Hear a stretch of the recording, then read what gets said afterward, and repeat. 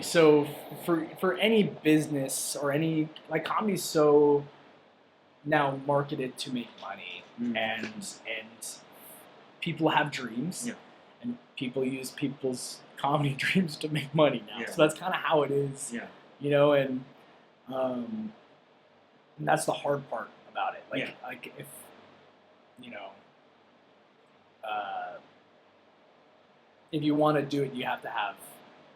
I would say that too. Yeah. Like you could do like an improv is also hard because it's very. You have to have a really good group of people. Mm-hmm. So like when I started doing improv out here, there was a group of people and like I was really close to them and I was like I loved them. They were great people, but I quickly got burnt out because it's so go go go go go go go, and you couldn't really go at your own pace sometimes because you always had to meet and like practice and all that kind of stuff. Where like stand up, I really love because I'm like. Good. I can schedule it. Yeah. I can be like, all right, well, I'm going to do the 5 o'clock today. Yeah. All right, Mr. Carl Bundy. Bunday. Yes, thank you. Am I saying correctly? Yeah, Bunday. The letters BU is in your name. That's true. That's why I'm fond of you. Boo and Bunday.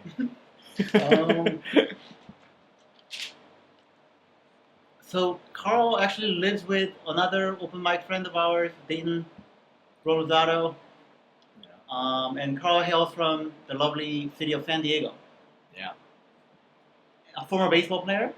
Yes, yeah. I played baseball, like, honestly, 18 years of my life. 18 years? Aren't you Yeah. only like 19? No. How old are you now?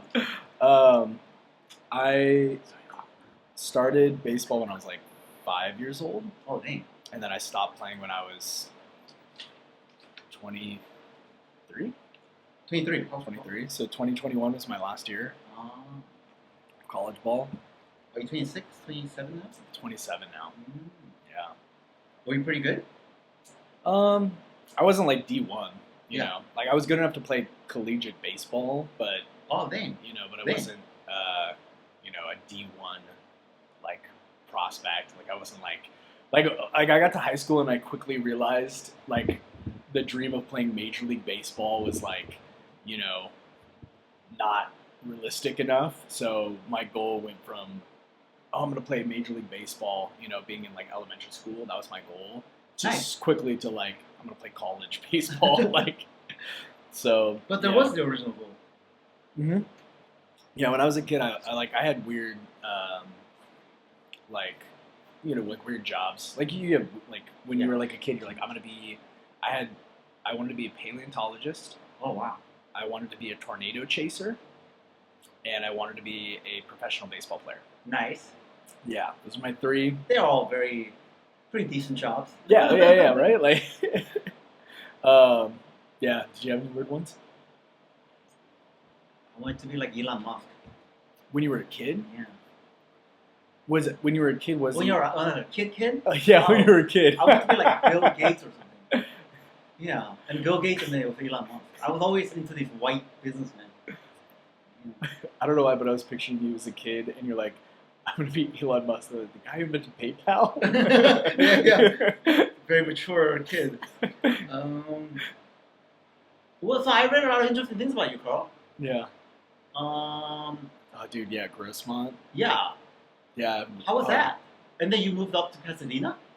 Yeah, so my like whole college experience was just really interesting. Like Yeah. I obviously like high school, small town, and then I wanted to play baseball in college, but all the offers that I got out of high school was like D3s. And they At don't. least you got offers. Yeah, I mean, like, still like super grateful for the offers, but like they don't pay for your education. So I'd be going to like Minnesota or Iowa and paying $40,000. Oh, really?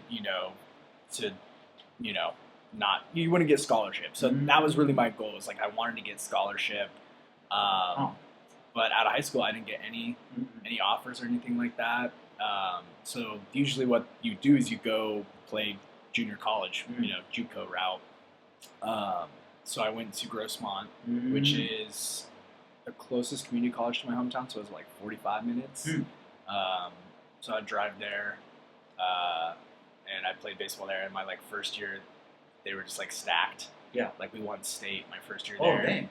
but I didn't play because the team was so good. They had like guys from like D1 colleges coming in. What? Yeah. So like I got there and quickly learned I was like, I'm not gonna play. Oh, man. So I redshirted, which is basically you work out with the team and everything, but you don't play. Yeah. And so that was my first year, which sucked. Oh, man. It's rough because you're just like you're working out, you're doing all this stuff, but you don't even get to play in a baseball game. Yeah. So that was pretty. It was a depressing like time because it was like I felt like I was just like failing. Yeah. And then all my friends were like at their universities, so I didn't have friends. Like all my friends were like out at school. Yeah. So it was How like. about the teammates? They're not friends? I mean, some of them were, but like, obviously I lived so far away. Oh, I see. So it was like kind of hard to like hang out. Oh, I see. You know what I mean? Like I would hang out with them at workouts and stuff Yeah. like that. Practice, dick around and everything. But it was like I wouldn't hang out with them because I had to drive all the way back home. Right, so it was right, just like this whole commute thing, and Huh. it's a tiring Man. part of my life. I was working at B-dubs up there. Yeah, I was also working a job too, so I was like working at B-dubs. Oh, man. At the same time, doing school, and then It sounds pretty tough.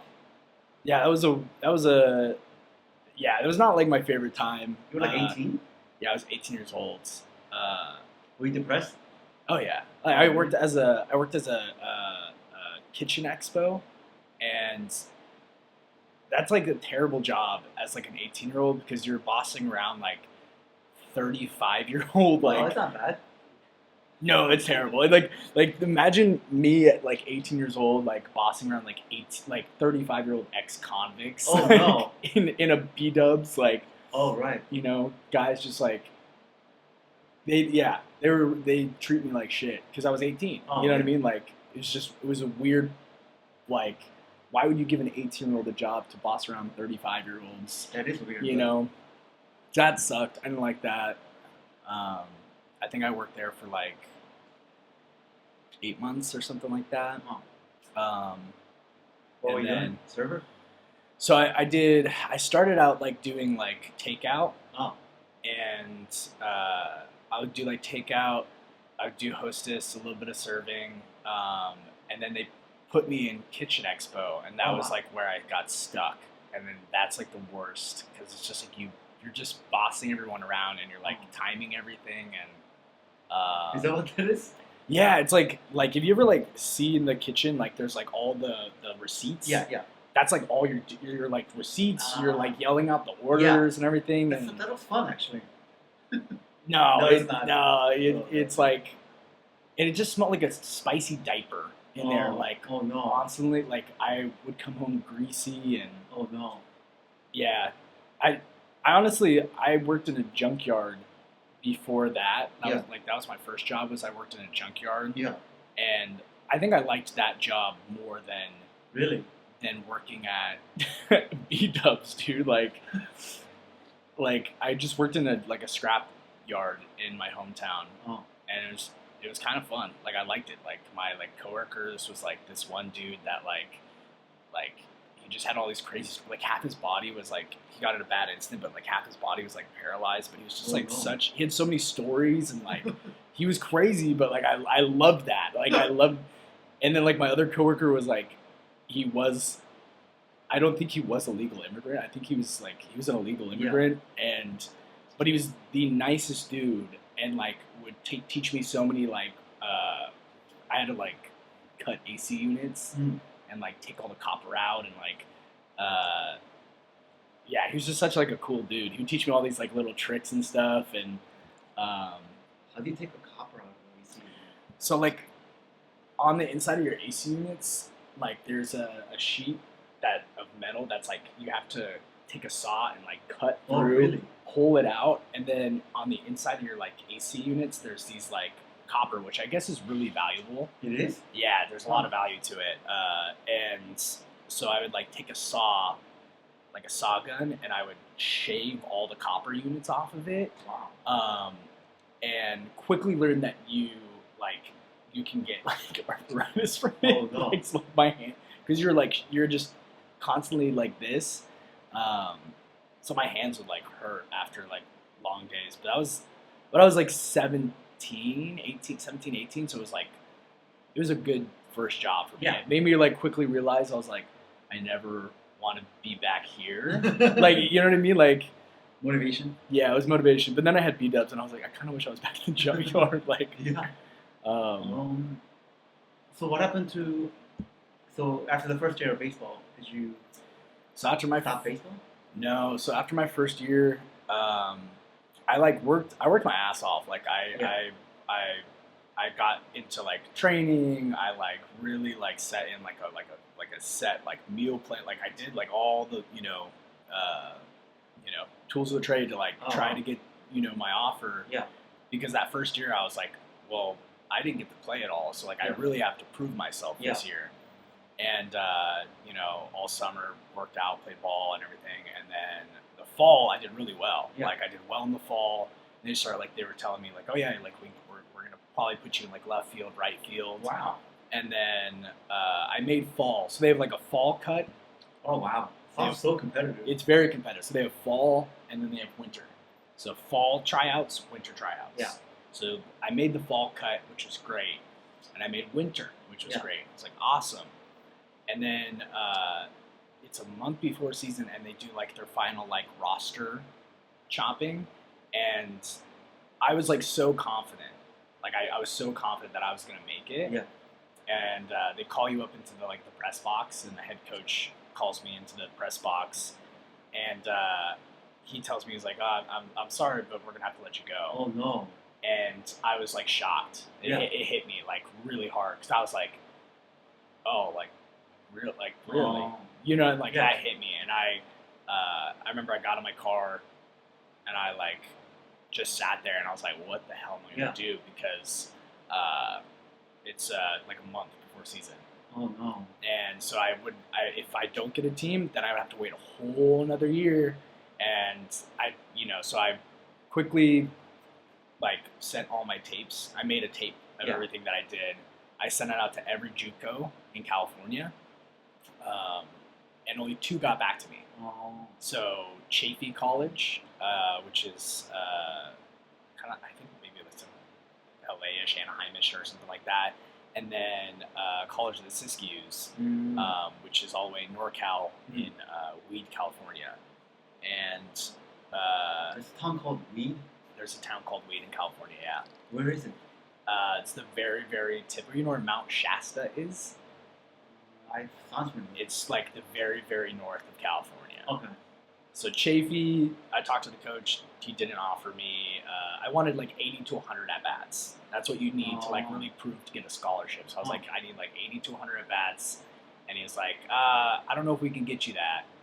And so I was like, okay, well, they're off the table. And then I called College of the Siskiyous, and the head coach was like, oh yeah, we got a spot for you. Oh wow. Like, we can get you at bat. And I was like, cool, great. I think it was like, I was waiting to hear back from him, and it was January at this point. Yeah. And so it's like less than a month from season. Yeah. And I haven't heard from them or anything. And then I remember I like was working out with my friends at the high school, just got done like working out and everything. And I got the call, like, hey, we want you to come up and everything. We got a place for you and everything. Can you drive up in a couple days to come for workouts? And I literally packed up all my stuff and drove up and moved to NorCal within like 24 hours. What, really? Yeah, and it was most like spontaneous thing I ever did, but like how'd it go? The first month was rough. They didn't have a place for me really to like. I like slept on a teammate's couch for a month. Oh, nice. Yeah, so that was an adjustment, and it was cold up there. It was like snow. Like it's very cold up there because it's basically Oregon. It's north of Bay Area. Oh my god. Yeah, it's like way up there. It's like 16 hours. Huh. So I first month I slept on a teammate's couch, which I was like, it's still like super safe. Like in hindsight, I was like, what am I doing? Like I was like, I was like, what am I doing? I didn't know anybody up there. Oh. You know, I'm staying at this person's house that's like on the team, but I don't really like know them. Like, I remember I forgot blankets. Up there, so I remember I was using beach towels. Such a San Diego thing, right? Like I was using like beach towels to like, and then after a month, one of my teammates had like a dorm on campus, and he was like, "Oh, my roommate like got kicked out of the school, so like you want to move in?" So yeah, I moved in, and I met some of like my best friends today there, and played 2 years there in Weed. Nice. And after those 2 years, I got my scholarship. Oh, very nice. And so then that's when I went to Pasadena and played ball at Providence. Oh. Pasadena. Yeah, man. So was it kind of gradual climb? Yeah. It was a gradual climb, but it was like it was definitely a cool journey. I wouldn't trade it for the world. So I met some good people through it and learned a lot. Definitely about myself through that whole journey. So yeah, it was cool. And then after college, you were like no more baseball. So I played 2 years at Providence, and one of those years was the pandemic. Oh shit! Yeah, which sucked. This is pretty recent, actually. yeah. So like my first year was the pandemic there, and it sucked because I had a really good start to my season. Oh man! Then I got cut, and so the pandemic happened, and then we had our next season, and like they shortened our season. So usually like a baseball season's like college ball is like 50-something games, and I think we only got to play like 35 or something like that. Like they shortened our seasons, which stunk. But it was still, I mean, good. I finished our year and everything, and after I graduated from there, I still had another year of baseball. Like I still have eligibility. Like I could play another year of college baseball if I wanted to right now. But I think I was gonna go to this school in like Oregon, but then I quickly realized I was like, no, I always knew I wanted to do comedy. Oh. Like I always knew since I was a kid, like I wanted to do comedy. Yeah. What did you watch growing up? My parents messed up and they bought me like SNL tapes. Oh, nice. You know, so like I watched a lot of SNL tapes as a kid. Mm-hmm. You know, like the best of Adam Sandler, best of Will Ferrell, best of Farley. Yeah. Like I watched all those, best of Mike Myers. Like, so I watched a lot of comedy growing up. Family was like really Robin Williams. Like watched a lot of Robin Williams growing up. And then when I was like in high school, it's the same kind of thing. Like I was always just kind of like goofing around with my friends and like getting into hijinks and stuff like that. It was just like how we were. And class clown? No, you know what? I did not get class clown, which is really funny. I didn't get class clown at all. But my friends got like my friend groups. We got like best friend group because we were just always getting into like just weird like hijinks. Like we would do strange things. I'm like trying to think of some of the things we would do. Like we would like gosh, what's like one like weird thing that we did? One time we one time I'll say this. In our yearbook we wrote like some crazy like puzzle that like our class had to solve and hid something on the campus for the students to like find, but I don't think anyone's ever found it. Trying to think what else we would do. Where did you hide? Huh? Where did you hide? We hid a box with it's gonna sound so crazy when I say it out loud, but I think my friend's dog had this crazy like killing spree where it killed like 2 cats in the neighborhood. Oh man! And they had to bury the cat because they like checked in the neighborhood of like whose cat this is and everything, and like no one could confirm the cat. So then they had to put it in a box. And so then they decided, they're like, well, we're going to bury it on campus. Oh, God. And I think they like put mementos and stuff in there and then hid it somewhere on the campus. So I wasn't there for that day, but I know they did that. But we just always get into hijinks. Like we would just I remember one time my friend broke into another school's prom. Oh, that's juicy. No, not prom, homecoming. Oh.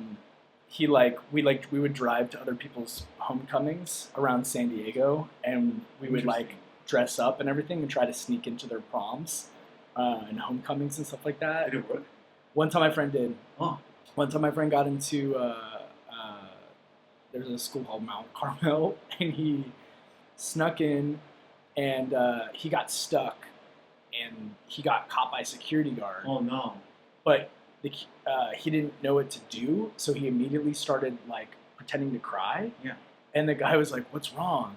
And he goes, "It's like such quick thinking by him. But this is how genius he was." He goes, "My date, she left me." And then the security guard was like, "Oh, dude, like it's okay." And Yeah. he's like, "All right, let me drive you back to the dance, man. Like you can still have fun. Like there's plenty of beautiful women." Like Oh God! drives him back into the That is homecoming. genius. And he got to spend like 30 minutes at the dance and like dance with very all nice. these kids. And yeah, we just get into all these hijinks. Like there's like a cult in my hometown that like my friends would like drive onto the property and stuff like that and like roam around and Oh. everything. And I don't know if I could say any more Oh, about that, but no like, worries. just stuff like that. We just get into like, dumb things. We do like ghillie suit ding dong ditching, which is like really fun, but also can get your head shot off in my hometown. Really? Yeah, like we got in trouble a lot because like a ghillie suit, like we put on ghillie suits. Do you know what a ghillie suit is? It's basically what snipers use in the military to like look like they're bushes, like blend in camouflage. Yeah. We would wear those. Where'd you even get it?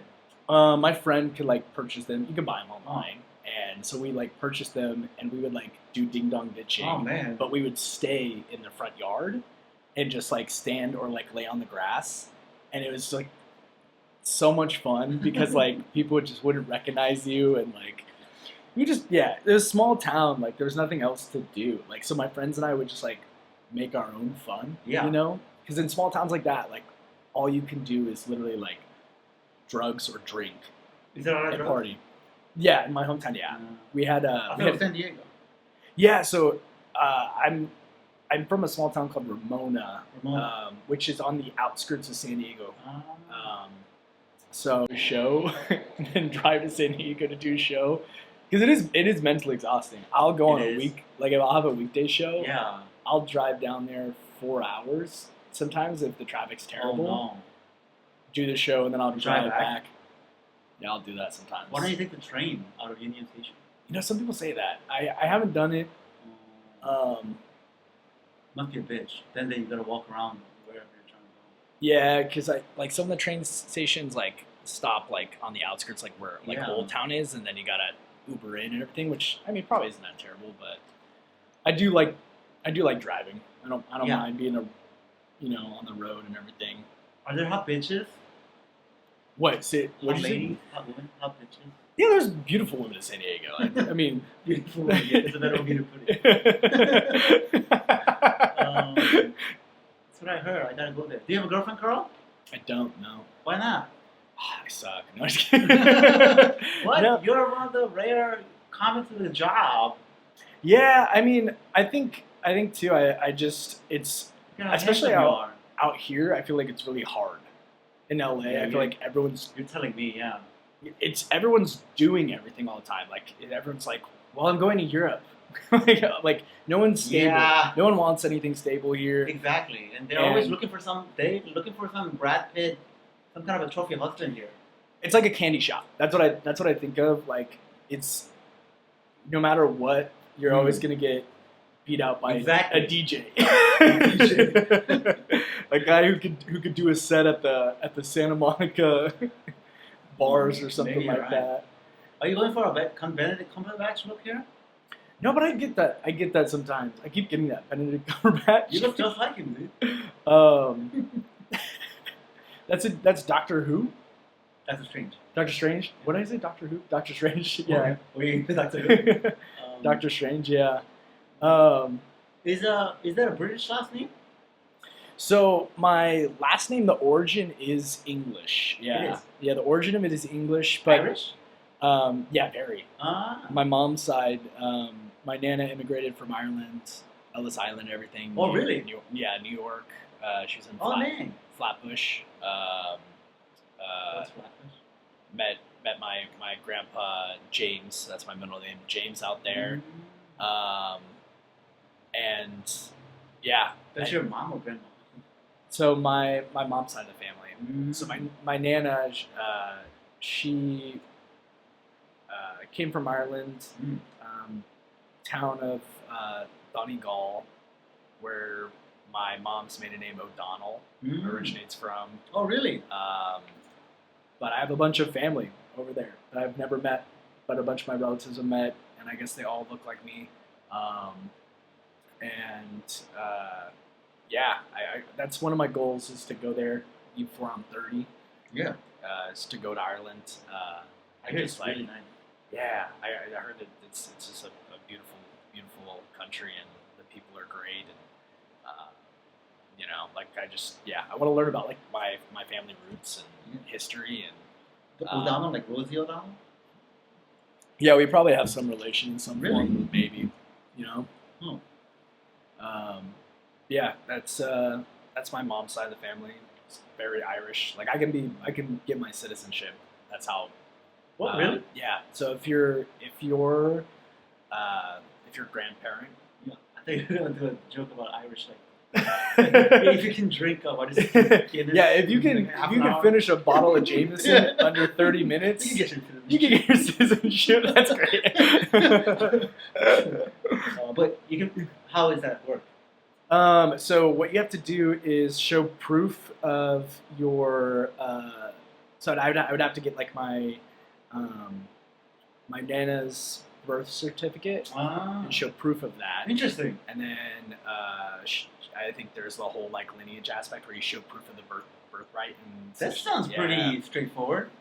Yeah, I heard it's like not a terrible process. I think my cousins were like looking into it, but yeah, I want to go so bad because I heard it's so like my nana's house is like still there, but it's all broken down, like it's all cobblestone and everything like that. It's all, but it's still there, which is so cool. So there's like all that history, yeah. So that's something I want to do before I'm 30. Is go there and see. Do you have any siblings? Yeah, I have 2 older sisters. Oh, you're the youngest. Yes, yeah. Where are they? So my oldest sister, she's in Rancho Mission Viejo, so like Orange County. Oh. And then my other sister, she's back in San Diego. Oh, right. She's out there as well. And your parents? Parents are both in Ramona.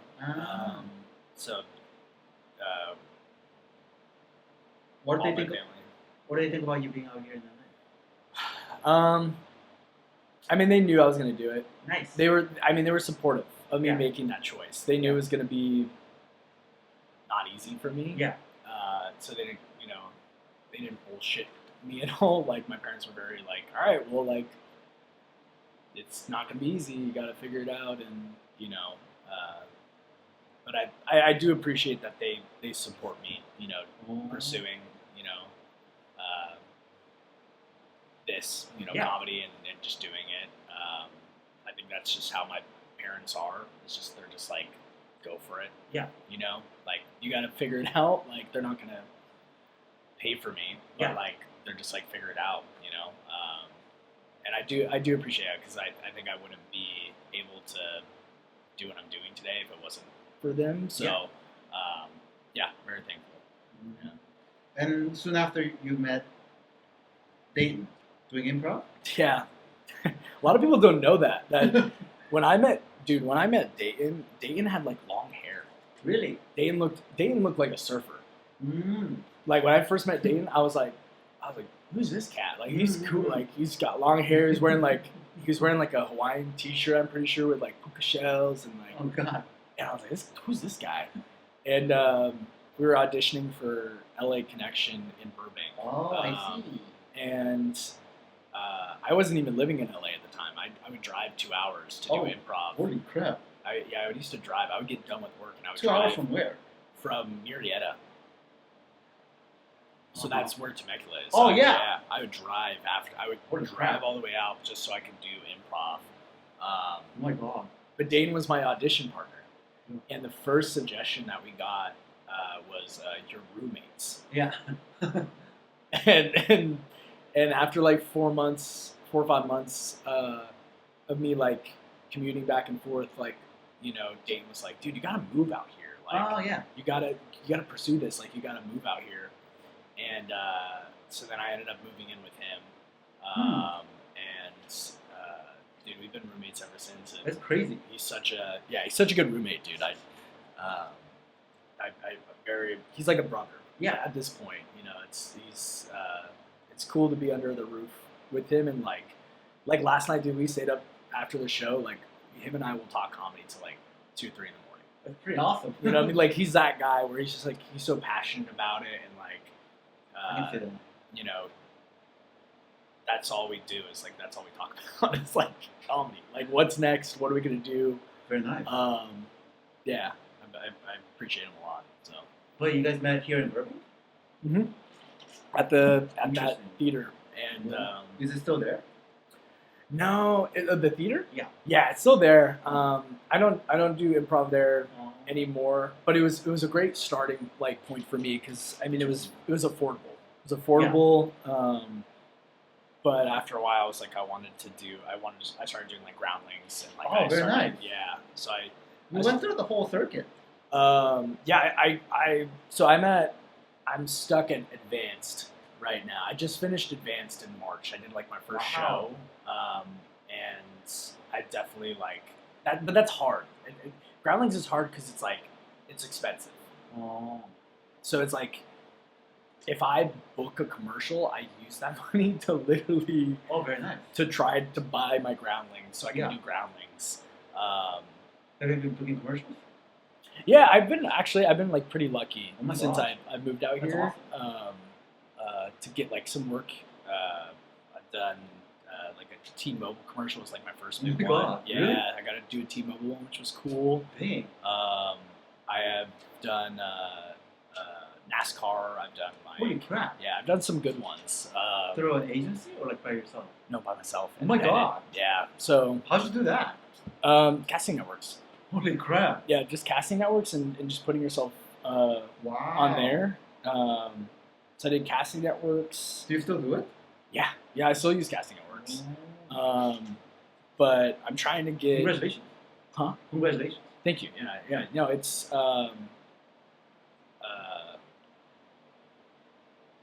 The T-Mobile one was a little. That was. I still didn't believe that I got it. Oh. Because like within, I think like, because it's like 2 months, so you do a commercial and then it comes out after 2 months. Right. And I remember I was like at work, and this guy was like, he's like, I saw you on Snapchat. Holy crap. And I was like, what?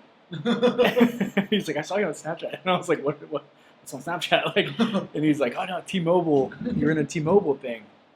So that was cool. But yeah, I did like a T-Mobile. I do stuff for Manscaped. That's like my most recent like big ones that I've been doing. It's like they asked me to do a lot of their stuff, Nice. which is pretty cool. But I need to get like an actual like agent, because you can only do so much when you're like independent. Do you apply to a lot of things? So I was just recently with an agency, but I had to end because they just weren't like I was booking my stuff. They weren't booking anything for me. So that really, I wasn't getting any work or anything like that. So I just like 2 weeks ago, I told them I was like I'm out because that's you know, it kind of stinks. Is like when you're part of an agency. Like I want to be part of an agency that like actually wants to support, you know, and you know, get me opportunities. Yeah. You know, what's the point of an agency if it doesn't do that for you? And, so yeah, I'm looking for a new representative, which I'm hoping I could get like before the end of the year. But it is kind of like you just email and be like, man, Carl, I feel like you're juggling a lot of things with the full-time job and the commercials and the comedy. Yeah, I do. Dude. I do a lot. I'm tired a lot, but like but this is the perfect time to do it. Yeah, I think like in your 20s is when you should be doing everything, and I don't know, like I'm I'm going back to school. So I'm gonna get my master's next week too. So I'm adding into that as well, adding into that chaos already. So I'll start my master's in a week. What's the master's in? Applied behavior analysis. Oh. So I'll continue nice. that trajectory of working, you know, with kids on the spectrum, and but You've been there a while. Yeah, I've been there 4 years now, which is it's pretty insane. But I mean, it's been such a good job to me. You know, like it's put a roof over my head and like been able to keep me, you know, able to keep chasing this, you know, chasing comedy. Like my favorite like quote is like Bryan Cranston talks about like he's like the dumbest thing you could be as an actor or comedian is one who doesn't prioritize like getting a job and financing. Yeah, like financing and making sure that like, you know, and that's easier said than done. Yeah, especially today. But like, you know, that's what I think of. Is like as long as I have a job and as long as I can pay my bills, I can keep chasing this dream, and that matters a lot to me. So you have a level-headed thinker. I feel like it's a very rare gem, because I feel like 99% of the comedians that we see around LA are probably not very level-headed, not very financially responsible either. But yeah, I will. A lot of times I will skip going out. Like I will I'd rather go to the fourth wall, pay $5, do a mic, spend my 7 o'clock, 8 o'clock nights on a Friday there. I'd rather do that and then come home and just like chill. Than go out all night. Like I'd rather do that sometimes. You know. You don't miss it? You don't miss the nightlife? Just hanging out. I mean, I guess like to me, like I don't have. I guess I don't have like the friend group like that out here. You know what I mean? Like me neither. It's not like that for me. So if you want to go out, let me know, dude. Yeah, I mean, we can go on the prowl. Let's go hit the streets of WeHo. No, I mean, I would say this, like, I do appreciate every once in a while going out with, like, comics. Yeah. Like, you know, after a show or something like that, and comics like, hey, let's go, you know. Yeah. I do enjoy those nights. Those are good nights, you know. Comics don't make the best wingman, I'm not sure if you agree, but... Yeah, I think Dayton and I have gotten some, just, like, we'll pull stunts on each other when we're out, you know, with trying to be a wingman. It's so funny. Like, we always get into the like weirdest conversations with people, like absolute strangers. But like, I do enjoy that part. I love talking to absolute strangers. Nice. That's a fun thing about bars. Yeah. Dayton looks like he Fox. Huh? He looks like he Fox.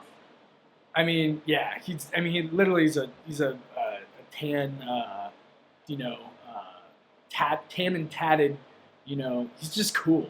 Like he's like, I hate it because like I'll wake up in the morning sometimes, and I'll like be like, and then Dan will wake up in the morning and he just like walks in the kitchen and he like grabs his coffee and he's just like, shh. He looks like Bruce Lee, like he just wakes up looking like Bruce Lee, dude. Every day, I wake up and I'm like, yeah. Yeah, he's a catch. I mean, but yeah, he's a good dude. I had a crush on one of his ex-girlfriends. We met on this. I think I told you, like a central casting. There was this like background acting thing. You met his ex-girlfriend? Yeah, she's some kind of a background actress. And we met on set. I didn't know what they was. Whoa. She was super hot. Do you ever tell Dayton that? I don't. Yeah. Whoa. Yeah, that's crazy. Yeah, because she was an actress or is an actress. Yeah, that's crazy. Because how long ago was that? 2023. Oh, that was a while ago. Holy cow. Interesting. Yeah. Cool. I feel like maybe that competitive spirit with the baseball is kind of translating to the comedy side. You feel like you're a very like ambitious person.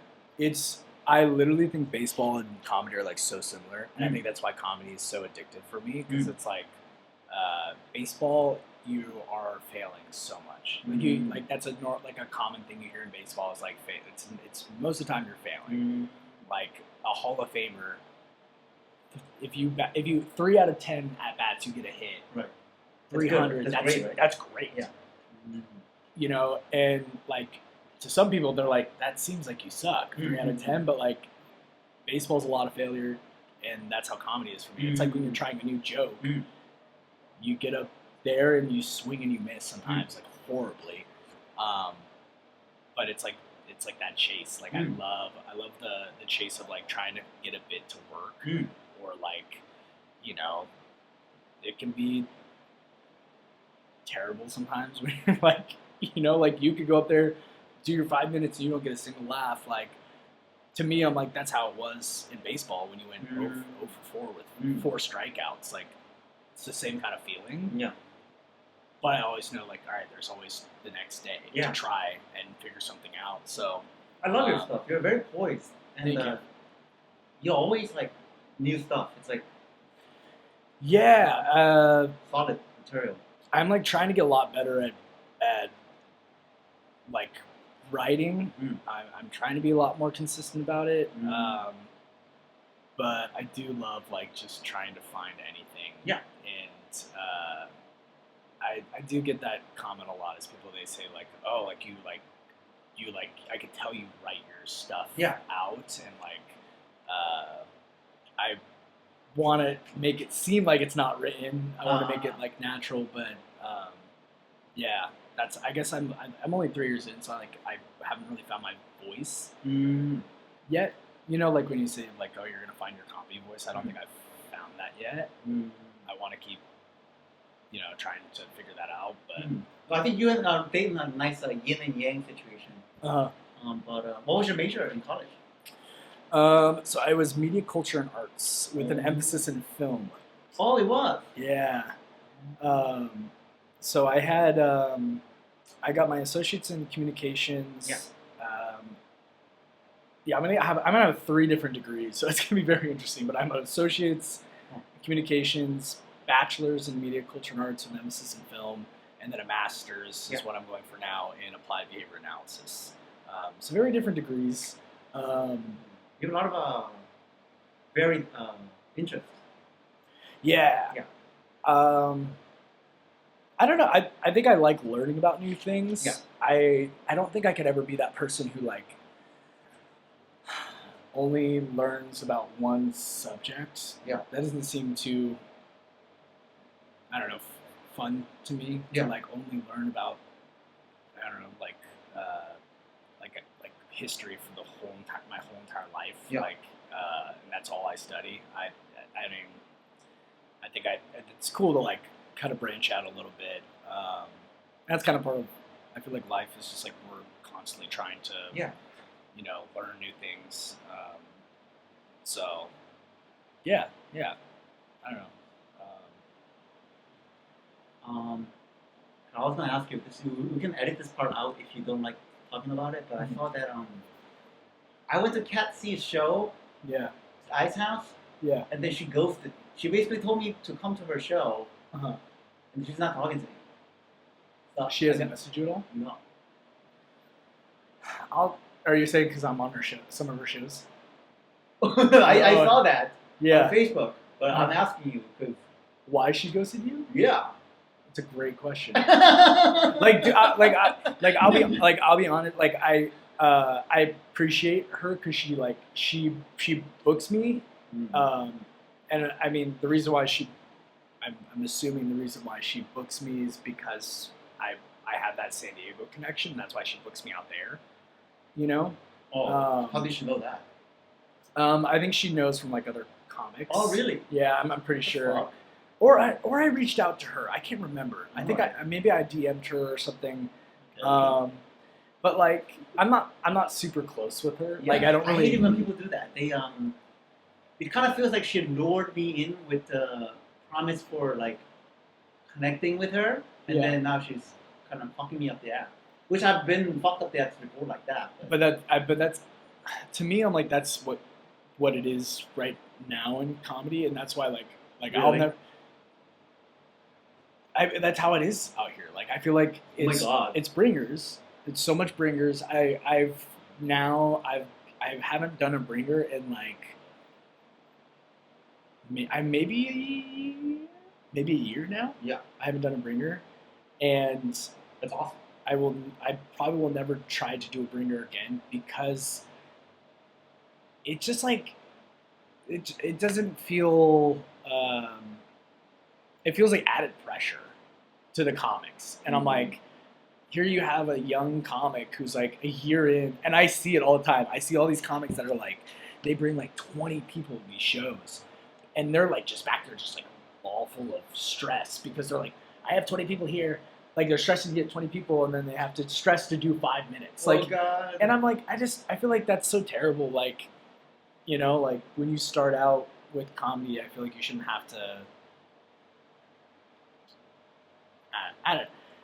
The whole model of it, I get it.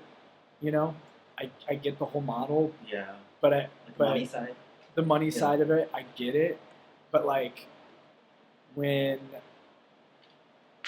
I produced like shows and stuff like that, Yeah. like I don't care about. Nice. I produce shows and 2 people show up, and I'm Mhm. like I feel okay with that. Yeah. Like I'm all right with that, and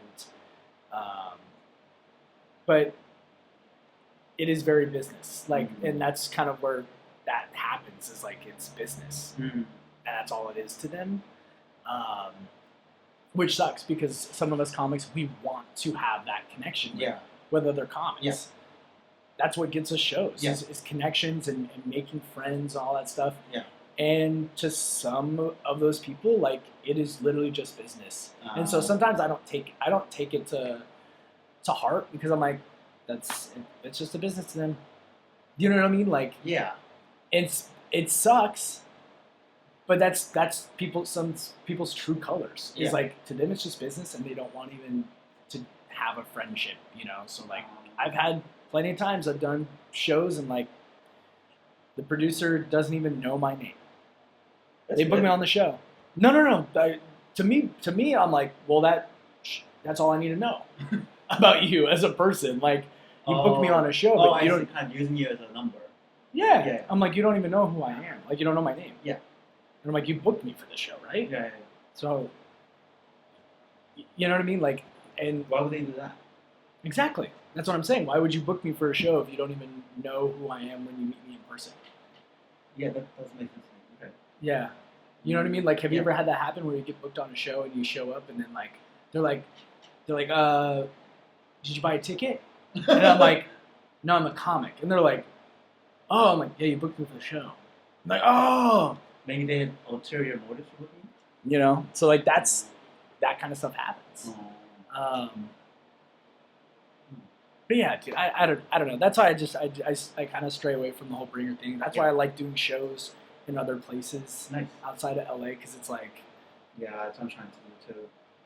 I Trying to get out of here actually. it feels a lot better. It feels less grimy because I hate telling people like I hate having to tell people like, oh yeah, like come to my show, and then they show up and it's like $50 and like Yeah. for tickets Yeah, and like but- they gotta end up paying $100 to see me do 5 minutes, 6 minutes, like yeah. To me, I'm like it just does. It feels dirty to me. Yeah, it does. It kind of feels like a system of like Draculas and vampires, and then we are the blood. Yeah, So the system is sucking us out. yeah, and that's why like I encourage like all comics to just like produce your own Yeah. produce your own stuff, do your own Yeah, models. kudos to you, man. Like, because when I when I asked Joe to do the shows down in San Diego, like he was so supportive. Nice. Was like, you don't have to do a whole bringer thing. He's like, promote it. Yeah. I want you to promote it, like promote it hard. Like, Nice. But like those shows felt so much better because it wasn't, you have to bring people, you have to do, you know what I mean? It was more so just like sending a DM and being like, hey, like come out to the show, like, you know, or having those models where like there's at least like bucket pulls for comics. And, you know, I think I sent you one from one of our shows where I was like, if you, I think I sent you one like from one of the shows that I do with like Drew, Dayton, and Mo, where we like send it out to comics and we're like, hey, we're drawing like 3 comics from a bucket. You know, you don't have to pay. You just show up and like, you know, draw 3 names and you get a chance to do 5 minutes on the show. Like that way it's that way you're like not paying $30 or, you know, for a ticket. And so yeah, I don't know. That stuff I try to just avoid. So Carl, compared to the improv scene, what do you think about the stand-up scene? Is it different there? Is it more of a like meritocracy? I know it's a dude. It's honestly, I will say this: like, Groundlings is competitive, very competitive. The higher you get, it's very competitive. So like after I just did my advanced class, like I like, dude, there was like times where like I'd get done and like you think bombing during like a 4th wall set is like tough. Yeah. Like now it's like you're numb to it. Bomb. Like you're numb to it. Dude, bombing and improv sucks. Like I would get done and I'd be like, am I even funny anymore? No. Like it would be bad. Why is it worse? It's because you're doing it's worse because you're doing a silly character. It's worse because you're a kooky mailman and it bombs. Like that's the worst thing in the world. Like, you know, like at least it's interesting. Yeah, it's definitely. I would say though, like it's the same kind of thing. If there's a money opera type system, like. So for any business or any like comedy's so now marketed to make money and people have dreams and people use people's comedy dreams to make money now. So that's kind of how it is. You know, and that's the hard part about it. Like if you know if you want to do it, you have to have. I would say that too. Like you could do like an improv is also hard because it's very you have to have a really good group of people. So like when I started doing improv out here, there was a group of people and like I was really close to them and I was like I loved them. They were great people, but I quickly got burnt out because it's so go, and you couldn't really go at your own pace sometimes because you always had to meet and like practice and all that kind of stuff where like stand up I really love because I'm like I can schedule it. I can be like, all right, well I'm gonna do the 5 o'clock today. You know, spend an hour writing on my own and then you know take a day off tomorrow and then the next day I'll go do the 6 o'clock. Or, you like you can kind of schedule yourself where like improv is very like it was a lot and then also too you're working as a team. So that also is hard. Do you get along with everybody on the team? You know, like yes and no. You know, because like some people, you know, there was just a lot of drama. Really? Yeah, there's a lot. There's a lot of drama in improv. I mean, it is because you're operating with a big group of people. So sometimes that was also like really just like it would just be kind of draining, you know, because people would be upset with someone or somebody was upset with something. And interesting. Like, and it just always made things awkward and like you know like.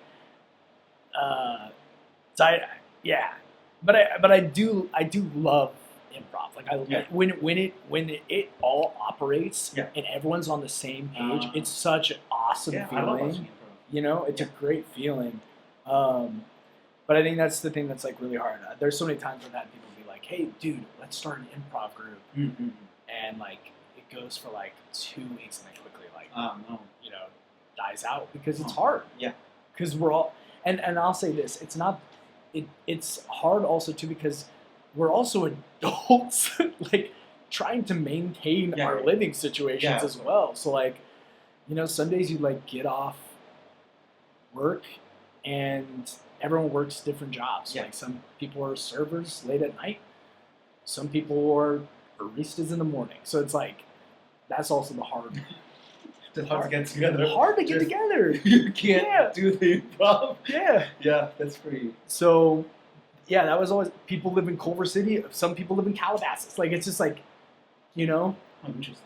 So that's where like it was hard. And that's why I liked Groundlings. I like Groundlings because I can go there, I can practice, and I can learn, and like I met really cool people through Nice. Groundlings. There's some really just like really interesting and like Actors, actresses.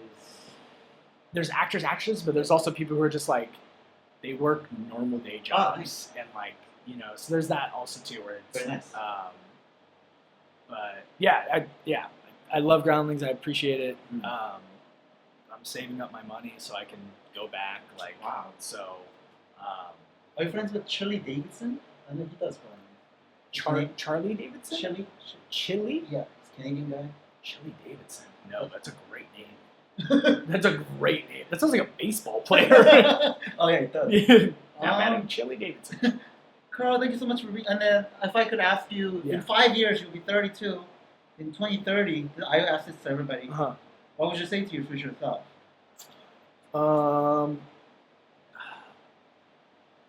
5 years, what would I tell myself? You're probably out of master's on it. In 5 years, I would tell myself, keep trusting your gut and keep going. Yeah. That's all you can do. Mm. And I think that's all that we are doing as comics is we just keep going and keep trying. Mm. And that's what I tell myself. Keep going, keep trying, and trust your gut. Very nice. So. I'm sorry, I didn't ask you who your favorite comedians are. Except for Oh. Will Ferrell, Adam Sandler. Oh, dude. If we're talking stand-ups, Stand-up, gosh, obviously I grew up Robin Williams. I love Okay. Mulaney. Nice, me too. I love Dan Soder, Tom Segura. Tom Segura, really? Yeah, Tom Segura. He was Groundlings as well. Oh, really? Yeah. Tom Segura is a Really? great one. Yeah, Dan Soder. Obviously, I love George Carlin for his Nice. obvious political,